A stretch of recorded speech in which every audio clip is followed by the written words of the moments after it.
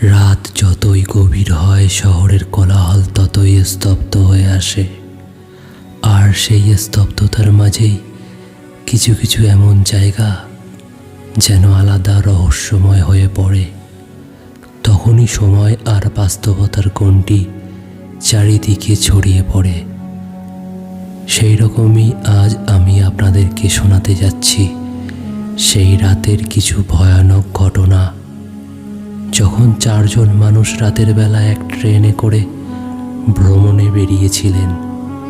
কিন্তু সেই যাত্রার শুরুটা বেশ ভালোই ছিল, কিন্তু শেষের দিকে কোনো কিছুই স্বাভাবিক ছিল না।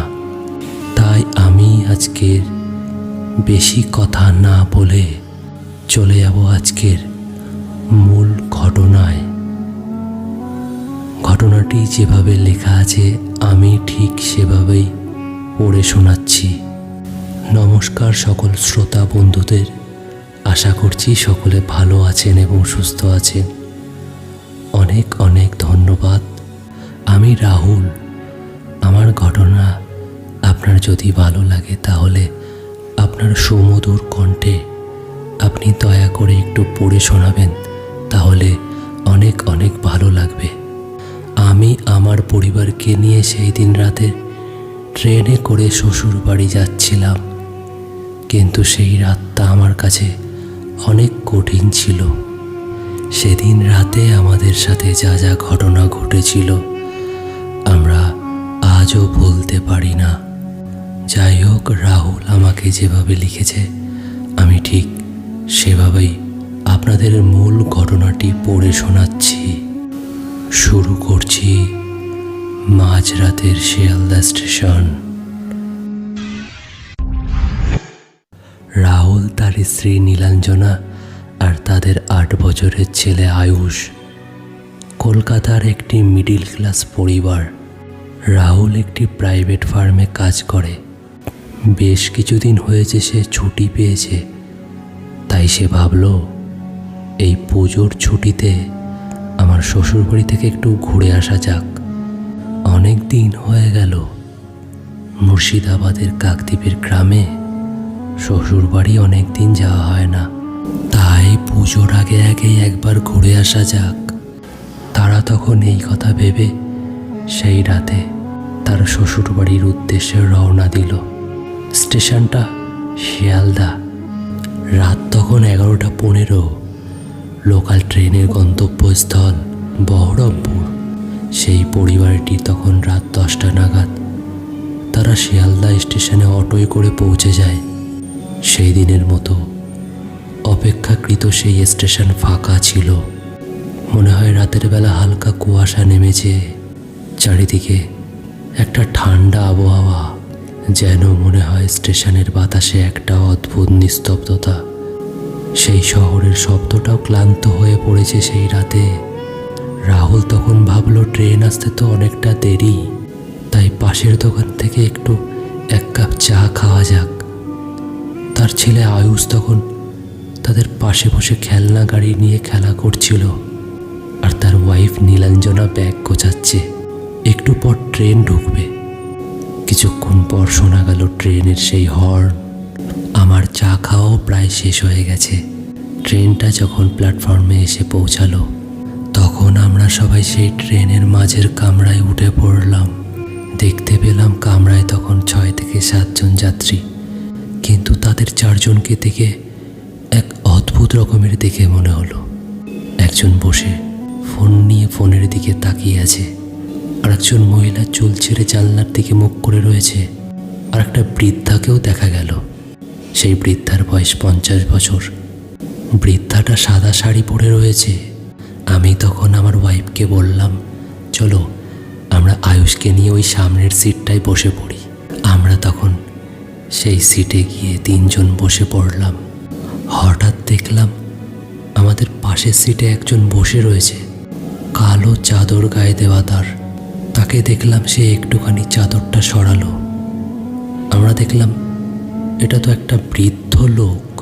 তার গায়ে ছিল সাদা পাঞ্জাবি, মুখে থুতনিতে পাকা পাকা দাড়ি, একটা কাগজের কালো ব্যাগ নিয়ে কোলে চুপচাপ বসেছিলেন। চোখে মুখে একটা ভাঙা মায়াবী চোখ যেন তার দিকে দেখা যাচ্ছে। বৃদ্ধর চুলগুলো উস্কো খুস্কো। তাকে দেখে মনে হয় অনেক দিন হয়ে গেছে সে স্নান করে না। আমাদের তাকে দেখে একটু মায়া হলো। আমরা বললাম, কাকু, আপনার কি খিদে পেয়েছে? আপনার দেখে তো মনে হচ্ছে আপনি অনেক দিন কিছু খান না। আমাদের কাছে কিছু খাবার আছে, আপনি চাইলে আপনি খেতে পারেন। তখন আমি ব্যাগ থেকে আলু ভাজা আর রুটি বার করলাম। আমি সেই বৃদ্ধ লোকটির কাছে গিয়ে সেই খাবারটা যখন দিলাম, সে বলল, না, আমি খাবো না, আমার খিদে পায়নি। তোমাদেরকে আমি চিনি না, আমি তোমাদের খাবার খেতে যাব কেন? আমি তখন একটু অবাক হলাম। ভাবলাম এই লোকটা হয়তো পাগল, ভুল করে হয়তো এই ট্রেনে উঠে গেছে। তখন ট্রেনটা চলতে চলতে ট্রেনের গতিটা হঠাৎ বেড়ে যায়। আমাদের ট্রেনটা যখনই বারুইপুর স্টেশন পেরোলো, তখনই হঠাৎ কিছু একটা অস্বাভাবিক আমাদের চোখে পড়ল। ট্রেনের বাতিটা একবার জ্বলছে আবার নিভে যাচ্ছে। কোনো কোনো সময় মনে হয় ট্রেনের জানলায় কেউ বাড়ি মারছে। কেমন যেন একটা ঠান্ডা বাতাস ট্রেনের কামরার ভেতর দিয়ে বয়ে যাচ্ছে। আমরা ভাবলাম সব জানালা বন্ধ, কিন্তু হাওয়াগুলো কোথা থেকে ঢুকছে। নীলাঞ্জনা তখন দেখল সেই বৃদ্ধা মহিলা, উনি যেখানে বসেছিলেন সেখানে নেই। দেখলাম সেই পাগল বৃদ্ধ লোকটার পাশে বসে নিঃশব্দে কাঁদছেন। আর সেই কাদার আওয়াজ কান্না নয়, যেন ভিতর থেকে আসা একটা দীর্ঘশ্বাস। মনে হয় তারা দুজন অনেক কষ্ট পাচ্ছে, হয়তো তারা হাজব্যান্ড ওয়াইফ। আমাদের ট্রেনের কামরাটা তখন একটু ঝাঁকুনি দিয়ে উঠল। আমরা একটু নড়ে বসলাম। তখন সেই ট্রেনের কামরায় সেই বৃদ্ধ লোক আর সেই বৃদ্ধ মহিলাকে দেখে আমাদের তখনও ভয় লাগছিল না। আমরা তখন ভাবলাম আমাদের গন্তব্যস্থলে যেতে এখনো অনেকক্ষণ বাকি। আমরা একটু চোখ বন্ধ করে কিছুক্ষণ ঘুমিয়ে নিই। অনেকটা পথ আবার গাড়ি জার্নি করতে হবে এই ট্রেন থেকে নেমে। আমার ওয়াইফ নীলাঞ্জনা তখন আমায় বলল, এই আটার রুটিগুলো তুমি খেয়ে নাও, আর আয়ুষকেও একটু খাইয়ে দাও, নয়তো আমরা এত রাতে স্টেশনে নেমে হয়তো খাবার নাও পেতে পারি। তখন আমি সেই রুটি আর আলু ভাজা খেয়ে নিলাম, একটু জল খেলাম। কিছুক্ষণ পর আমার চোখটা জুড়িয়ে এসেছে, কারণ সেই ট্রেনের কামরার মধ্যে একটা ঠান্ডা বাতাস বইছে। সেই ঠান্ডা বাতাসে একটু চোখে চোখ লেগে গেল। হঠাৎ তখনই আমাদের ঘুমের মধ্যে বেশ কিছু অলৌকিক স্বপ্ন দেখতে লাগলাম। দেখলাম সেই স্বপ্নে আমাদের ট্রেনের মধ্যে কারেন্টটা হঠাৎ করে চলে গেল, ট্রেনের সব আলো নিভে গেল। সেই স্বপ্নটা দেখার পর হঠাৎ আমাদের ঘুম ভেঙে গেল। আমরা চোখ খুলে দেখি সত্যি সত্যি ট্রেনের মধ্যে এক ফোঁটাও আলো নেই। আমরা তখন কেউ কাউকে দেখতে পাচ্ছি না। আমি তখন নীলাঞ্জনাকে বললাম, আমাদের ফোনগুলো বার করো আর ফোনের ফ্ল্যাশ লাইটগুলো জ্বালিয়ে ফেলো, নয়তো আমাদের আয়ুষ ভয় পাবে। আমরা তখন ফ্ল্যাশ লাইটগুলো জ্বালিয়ে ফেললাম। আলো জ্বালানোর পর আমরা দেখতে পেলাম ট্রেনের মধ্যে সেই 4 জন লোক আমাদের সামনেই বসে আছে। মনে হয় তাদের সেই মায়াবী চোখ আমাদেরকে কিছু একটা বলতে চাইছে। তাদের চোখে এক ফোঁটা পলক পড়ছে না। তখনই তাদের মধ্যে একজন বৃদ্ধ লোক হঠাৎ বলে উঠল, এই কামরায় আপনারা উঠে অনেক বড় ভুল করেছেন। এই কামরা থেকে অনেকজন লোক ঝাঁপ দিয়ে মারা গিয়েছিল, আর আপনারা যাদেরকে দেখছেন তারা কেউ মানুষ নয়, তারা অশরীরী আত্মা। তারা তো এই ট্রেনের মধ্যেই মাঝে মধ্যে ঘোরাফেরা করে, তাদের এটাই বাসস্থান। এই কথা শুনে আমি আর নীলাঞ্জনা খুব ভয় পেয়ে গেলাম। আমরা তখন ভাবলাম, এই বৃদ্ধ লোকটা তাহলে আমাদের সাথে কি করে কথা বলছে? তাহলে এই লোকটাও তো মানুষ নয়। নীলাঞ্জনা তখন ধাতস্থ হয়ে বলল, তুমিও তো তাহলে মানুষ নও, তুমি তো ওদেরই লোক। হঠাৎ তখন একটা বিকট ঝাঁকুনি হয়ে ট্রেনটা এক জায়গায় দাঁড়িয়ে গেল। পুরো কামরায় তখন অন্ধকার। আমাদের মোবাইল ফোনেও চার্জ প্রায় শেষ হয়ে এসেছে। কিছুক্ষণ পর মোবাইলের আলোটাও নিভে যাবে। ট্রেনের সেই বিকট ঝাঁকুনিতে আমাদের দু চোখ কিছুক্ষণের জন্য বন্ধ হয়ে গেল।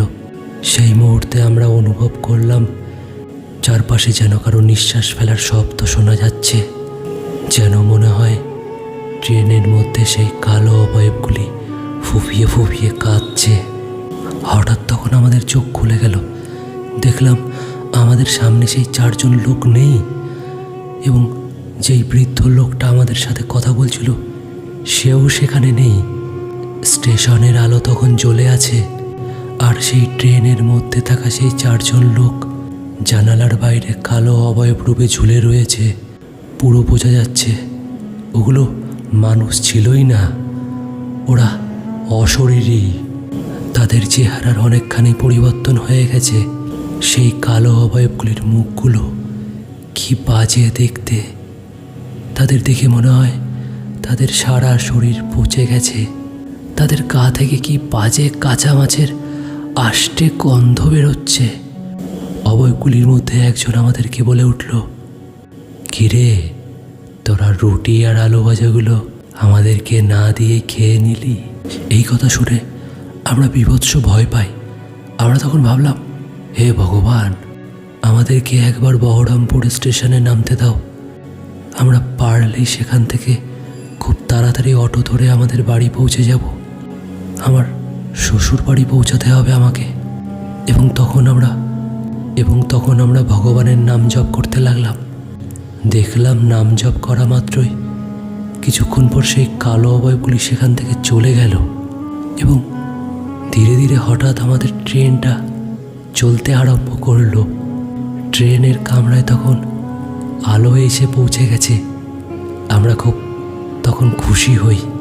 তখন বেশ কয়েক ঘন্টা পর আমরা আমাদের গন্তব্যস্থলে পৌঁছে গেলাম, এবং আমরা সেই দিন মারাত্মক ভয় পেয়েছিলাম, এবং সেই কালো অবয়বগুলির দৃশ্য আজও আমরা ভুলতে পারি না।